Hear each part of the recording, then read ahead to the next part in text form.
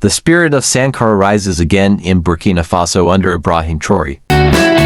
Ouagadougou, Burkina Faso, May 1, 2025. In what many are calling a striking echo of history, the revolutionary fervor of Thomas Sankara has found new life in the leadership of President Ibrahim Traoré. Nearly 4 decades after Sankara's assassination in 1987, Burkina citizens and analysts alike are drawing powerful parallels between the iconic revolutionary and the country's current young leader. At just 34 years old, Traoré ascended to power through a military-led transition, much like Sankara did in 1983. His rhetoric, policies, and nationalist ideals have rekindled the memory of Sankara's dream of a self-sufficient, sovereign Burkina Faso, once renamed by Sankara himself to mean land of incorruptible people. Echoes of Sankara's legacy, from prioritizing local production and fighting imperialist influence, to pledging to root out corruption and reclaim national pride. Traoré has revived a vision that had been buried under decades of political instability.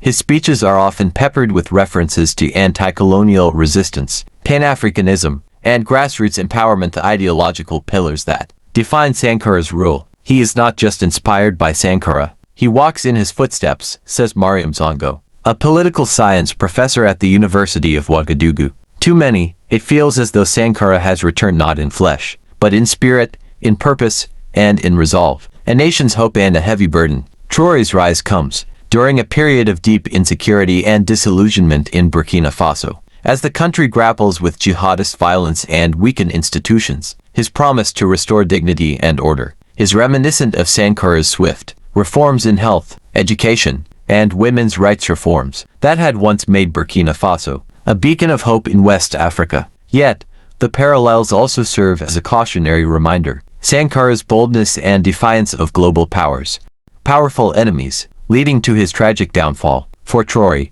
invoking the spirit of Sankara carries both immense inspiration and an equally great risk, a reincarnation of a revolution. Across the nation, murals of Sankara and Traoré appear side by side. Youth groups chant both their names at rallies. In villages, elders speak of a reincarnation of the revolution. Whether metaphorical or mystical, the sentiment is widespread. History, long suppressed, is rising again. As Burkina Faso stands at a new crossroads, its people look to the future with a sense of déjà vu, hopeful that this time, the revolution will not be cut short.